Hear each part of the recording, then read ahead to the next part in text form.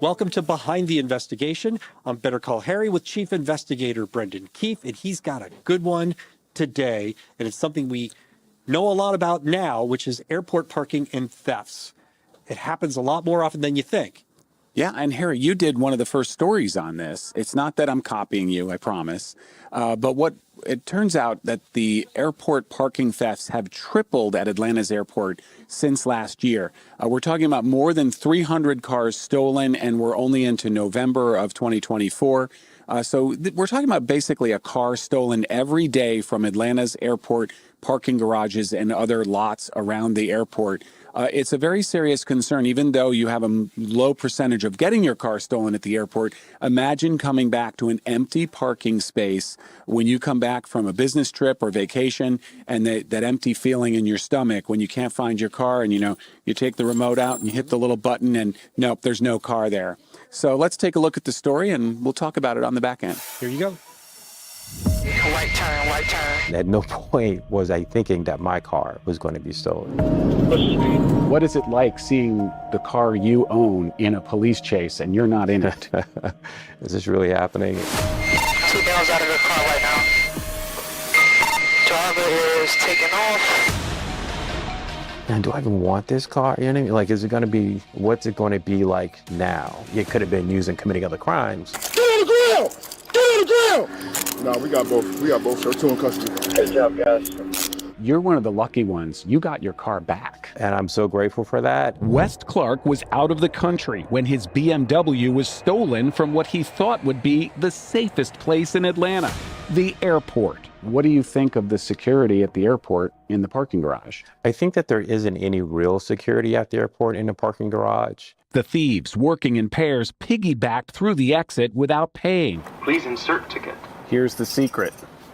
Please wait. Thank you. No charge, because they weren't here long enough to incur one. These thieves are getting into the lot for free with another stolen car, stealing a second car, piggybacking that second car behind the first stolen car, and they pay nothing and they end up getting your car. That's clearly a big gap, right? They should have something present that identifies when 2 vehicles are passing through. Another car stolen in Metro Atlanta. More than 300 cars have been stolen from the Atlanta airport so far this year. A stolen vehicle from the airport. A trend at airports nationwide, from Philadelphia. Some lawmakers blame the problem on lax security. To the Honolulu airport. We requested theft data from dozens of airport police departments nationwide. 17 of the 18 that responded had spikes in auto thefts during the last 3 years. Denver saw the biggest jump. This theft ring stole pickup trucks from across Denver, including the airport, then used them to commit other crimes. In this case, stealing entire ATMs. More than 1,300 cars have been stolen from Denver's airport in less than 4 years. For everyone else, this is a place to park while they're traveling. For a thief, it's like a shopping mall.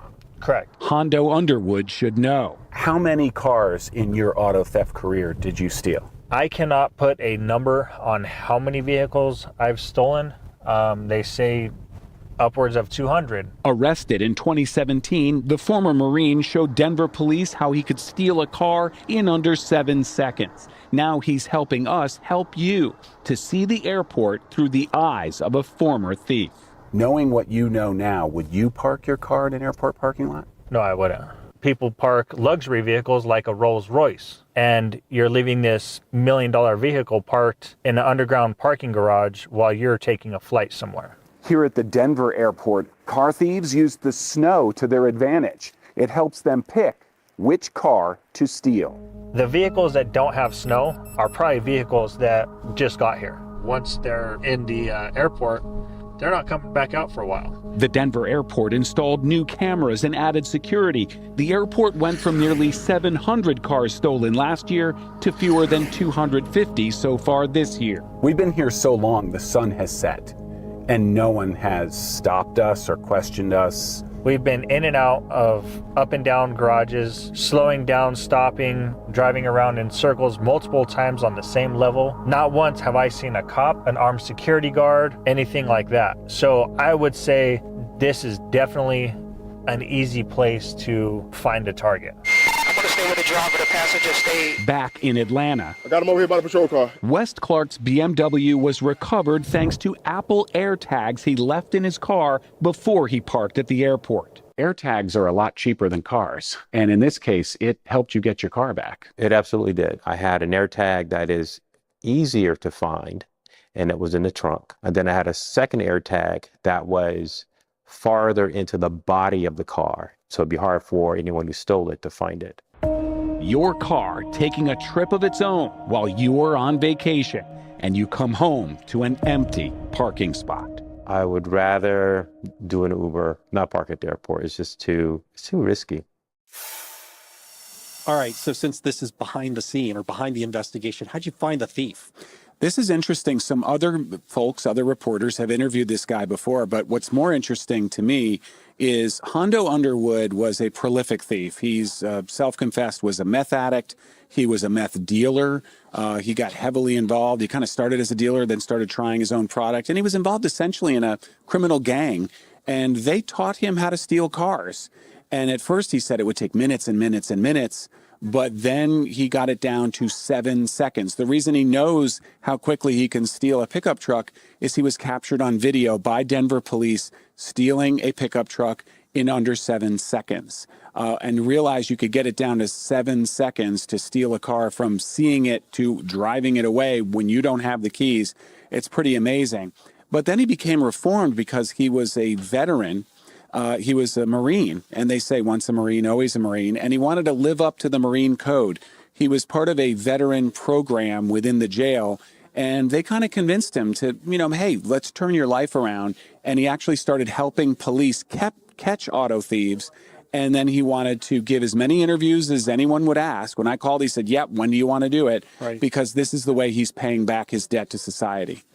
Looking locally at the number of thefts just here at Hartsfield-Jackson, are those numbers coming down? It seems like they're coming down a little bit, but there's still a lot of stolen cars from the airport. Yeah, actually, it's interesting because, I wasn't the first reporter to do this story. You weren't the first reporter to do this story. We obviously did it better than the others, but that's just because of the way we operated Atlanta News First Investigates. But when, other media outlets had done this story last year, there were all these promises from Atlanta's airport and the Atlanta Police Department of how they were going to step up patrols. Well, that's when there were fewer than 100 car thefts last year. Then you have more than 300 this year. So whatever it is they're doing statistically isn't working. They may be bringing them down, in recent weeks, but to look at the trend, we're going to have to look at next year. Now, there are some airports that are bringing the numbers down. Denver's one of them, but that was after hitting 690 auto thefts last year. They brought it down to, fewer than 250 this year so far. So that seems to be a dramatic decrease. The biggest thing they did was actually make a bunch of arrests. So in Denver, they caught a criminal gang. They indicted about 15 people. The ringleader, or the accused ringleader, no longer just accused, he's now convicted, was just sentenced to 20 years in prison. And that ring would actually steal pickup trucks from the airport and other places in Denver and then use those vehicles to commit other crimes like those smash and grab robberies you saw in the story. Yeah, you know what? I've said to people now, I'm like, if they ask me if they should park at the airport, and I'm like, no, take Uber, take a ride share. Leave your car at home. It may be safer there, but hopefully they'll do something to reduce these numbers to zero, because it seems like the airport should be the safest place to park your car. Well, look, you know more about consumer rights and consumer protection than I do because you're Better Call Harry. But one of the things about the airport, obviously, it's expensive to park. Some airports are a lot more than Atlanta. Atlanta's actually fairly reasonable. Some airports are double what Atlanta charges. And it is important to point out that this is the second line item in Atlanta's airport revenue. The number one is landing fees, but close behind is the well over $100 million a year that the airport takes in parking concessions. So people are paying literally over $100 million to park there. What are they getting in terms of security? Now, when you talk about saving money at Better Call Harry, a great way to save money, if you know you're going to be out of town for a week, if your family is going on a trip for a week, I know you want your car there, but it actually might be cheaper for you to take Uber or a taxi or MARTA MARTA has a station that goes right to the airport. So you can park at the MARTA lot for a lot less cost. Now, why are they targeting airports? It's interesting because, of course, we're going to try to hold the powerful accountable, try to hold the airport accountable. But this is happening at airports nationwide. So what's really going on here? It seems as though word has gotten out amongst the criminals. Remember, jail is like college, and prison is like the master's degree or the PhD for criminals. And they teach each other, like, hey, where's a great place to steal a car?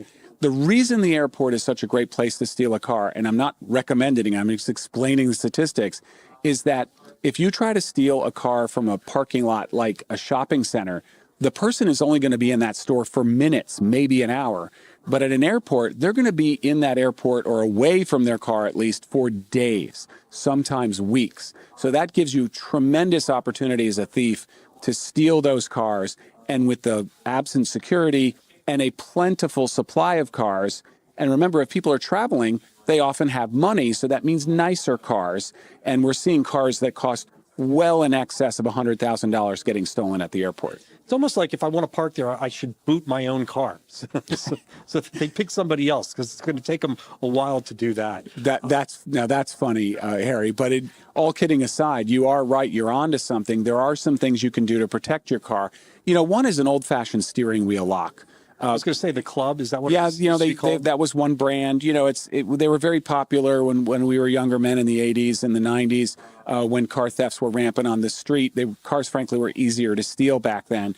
But yeah, that device essentially immobilizes the steering wheel. I know it seems inconvenient, but it's just, it's like you retract it or stretch it out, lock it, you walk away with the key, and the car is really, really hard to steal. As soon as the thief sees that through the window, they're not even going to bother. They're going to move on to the next car. They've got so many to choose from. Yeah. Yeah, and then also the Apple AirTags, which you saw in the story, because the Apple AirTags, they won't keep your car from getting stolen, but they will help you track it. In fact, our primary victim here in Atlanta got an alert on his phone. That is, that little Find My app on the Apple iPhone said, hey, this AirTag isn't with you. It's also not where you left it. It's 11 miles from the airport. Right. And that was the alert he got, plus the alert he got from BMW that his drivetrain was overheating. And like, how could my drivetrain be overheating? I'm in Panama. So he called a friend checked on the airport, found that the car was missing, and then he called police. Next thing you know, police went to the address in the AirTag and got into a police chase and actually recovered the vehicle. And the third thing you can do, which is what Hondo Underwood, the reformed car thief, suggested, is actually get a ignition kill switch, is what it's called. Now, a professional alarm installer can install this. You can also get them online, places like Amazon, if you're handy with tools and cars and electronics. Or you can just go to a professional alarm installer. It's a hidden switch in the car that disconnects the battery and the ignition, not the battery and the whole car. You don't want to do that, because then you lose your radio presets and it can throw off your car's computer and all of that business. What you want to do is install that ignition kill switch between the battery and the ignition itself, hidden physical switch somewhere under the dash where it is, but the thief has to go looking for it. Even if they have the keys, they can't start your car. Well, thank you for all of that information. That's why we call it Behind the Investigation. It's really interesting how these stories come about, and getting to ride along with a former car thief is really gave us some good insight. I'm going to let you say goodbye, because I always get this wrong. This is where I'm supposed to talk about the podcast, and how to get it. You're going to take it from here. Well, you're too kind, Harry. It's always great to be on Behind the Investigation with Atlanta News First Investigates. You can not only see this on Atlanta News First Plus and our streaming apps and on the Atlanta News First app and also YouTube, but you can listen to this as a podcast wherever you get your podcasts. We'll see you next time.